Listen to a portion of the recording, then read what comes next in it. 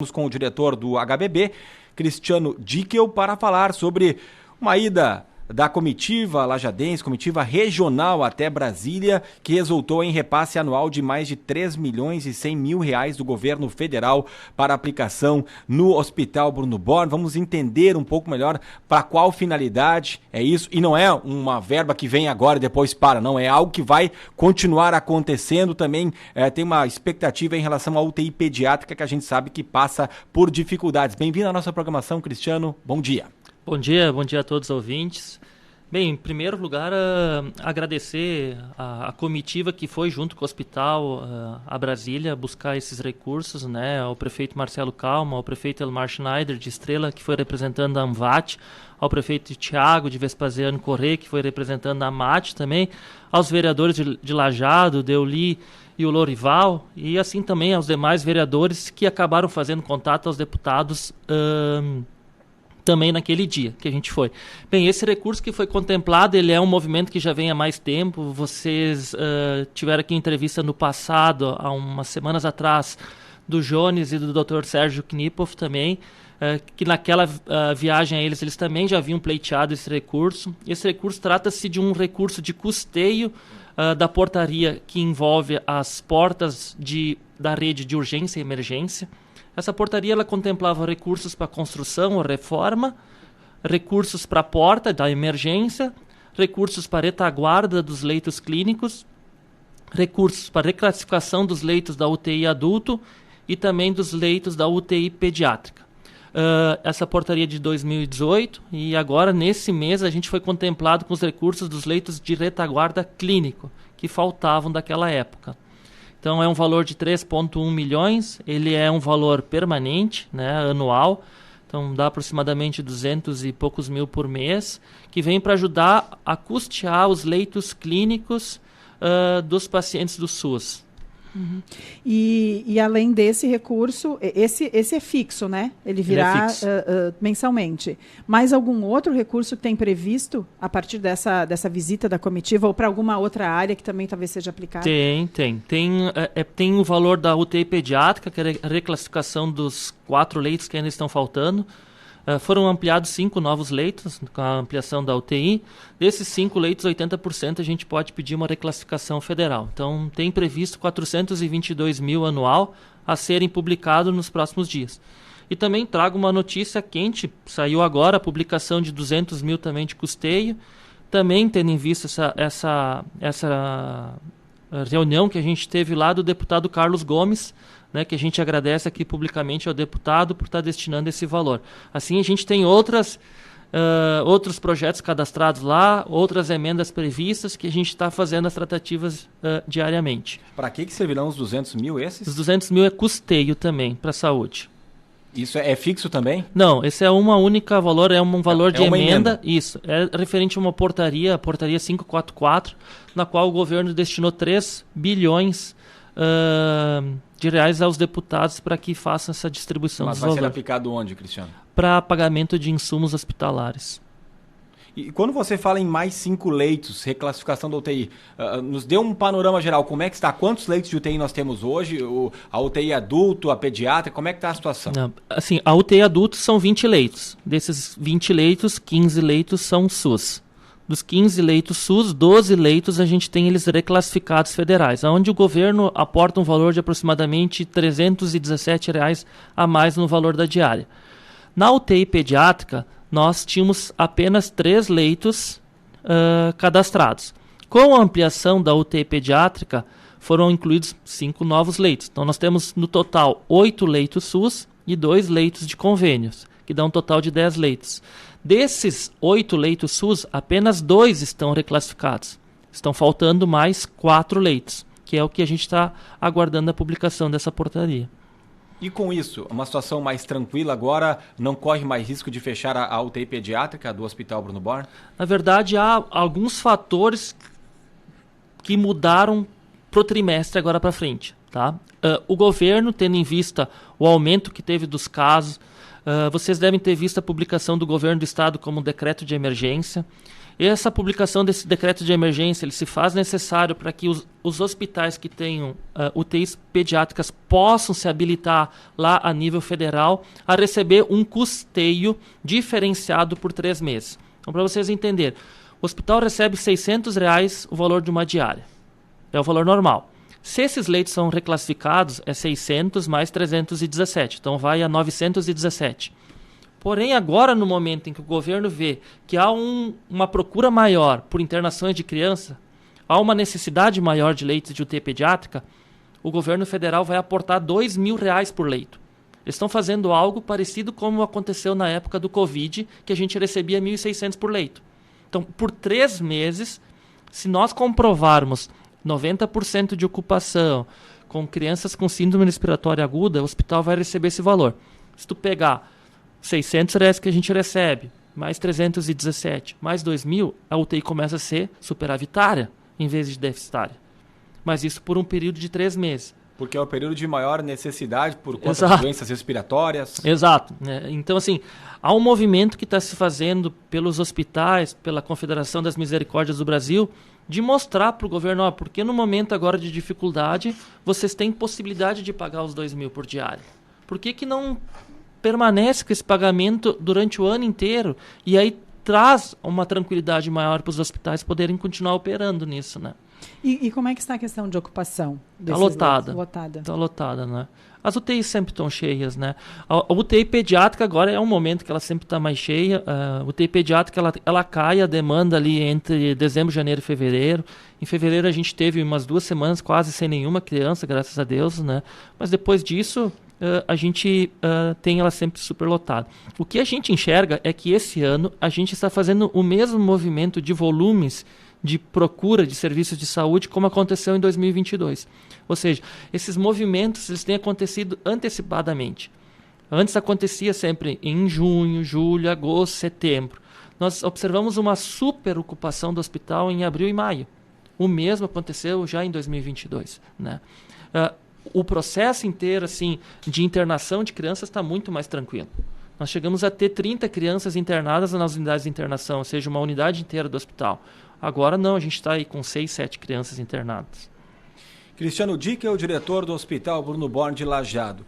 Com esses recursos, com esses repasses, o que pode se falar aí de melhorias? O que vai impactar para o próprio usuário do Hospital Bruno Borne? Se vocês têm algo novo ali na frente e especificamente sobre o pronto-socorro, que volta e meia é pauta na Câmara de Vereadores. Tem alguma chance de voltar a abrir a porta para as pessoas acessarem ou isso vai ficar fechado, não tem mudança em relação a isso? Não, essa mudança do formato de atendimento ele é irreversível.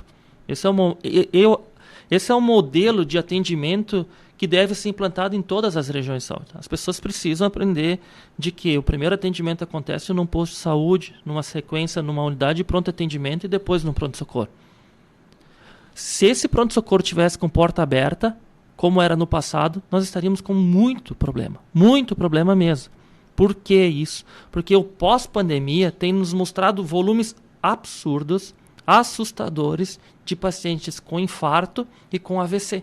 E já se sabe se isso tem a ver com a vacina?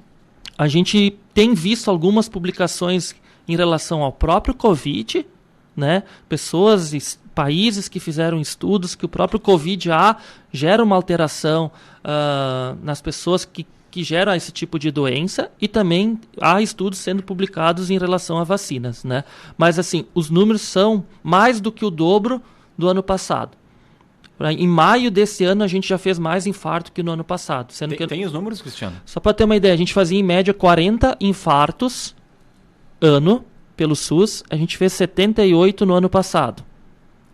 E a gente fazia 103 AVC ano e a gente fez 257 AVC no ano passado.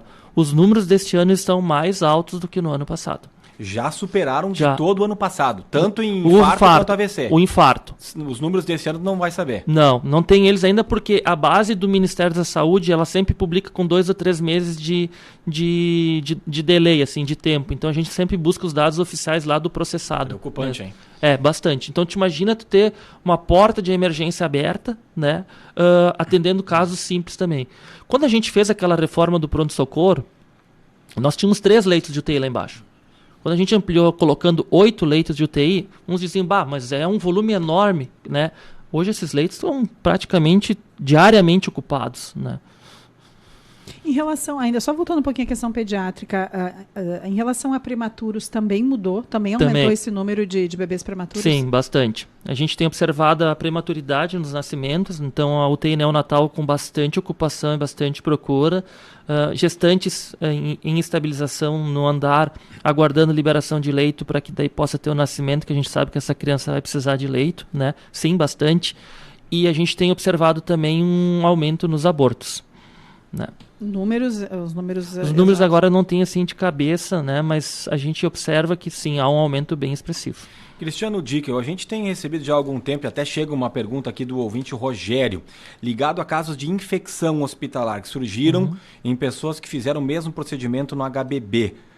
Será feita alguma coisa internamente? Isso está acontecendo em algum setor especial? O que dá para falar sobre isso, a questão da infecção hospitalar? Bem, a gente tem toda a comissão de infecção hospitalar, né? Então, a gente não tem assim relatos de que a gente está com um surto de infecção dentro do hospital. A gente tem uma empresa também, que é uma empresa de Curitiba, em que a gente analisa todos os tipos de materiais, todas as superfícies e manda para eles fazerem todo um diagnóstico.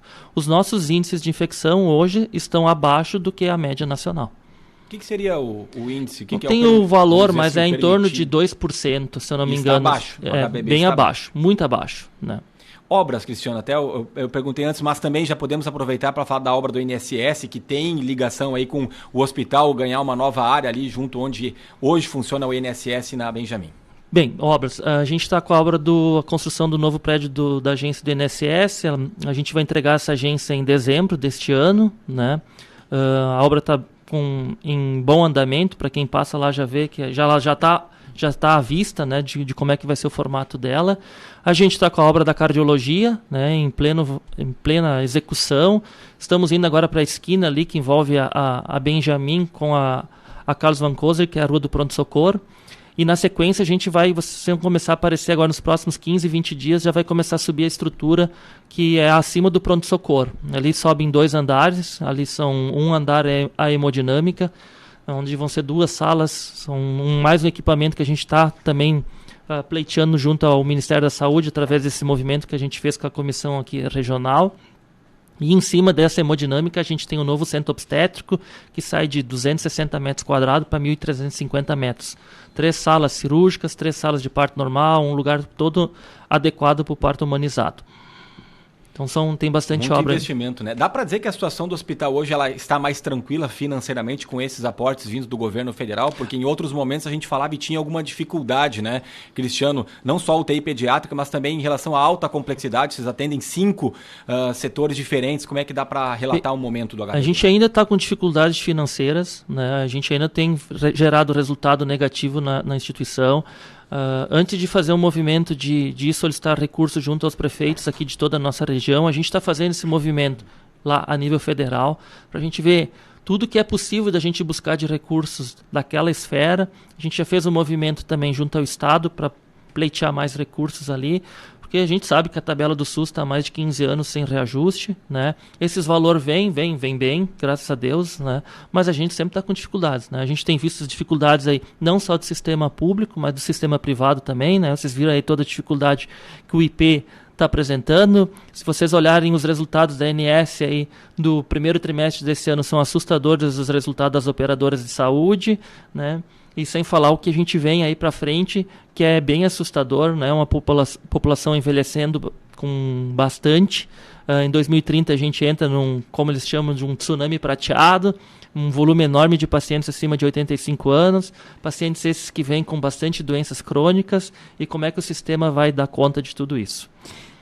A gente sabe, né, que durante o período ali do Covid teve bastante problemas também em relação a funcionários mesmo, mão de obra ali, né, para atendimento, até em função de muitos também terem contraído a Covid e tudo mais. Como é que está hoje em dia a questão do pessoal de trabalho lá? Tá? As equipes vocês têm conseguido manter as equipes? A gente tem hoje 1.215 funcionários, né, é grande o volume, a gente tem sempre em torno aí de uns 90, 100 afastados, né? Por N motivos. Por N motivos, né? A legislação hospitalar exige, às vezes, afastamento de profissionais das áreas em que outras áreas, em outros ramos não são nesse padrão de exigências, né? Em especial gestantes, a gente precisa afastar, né?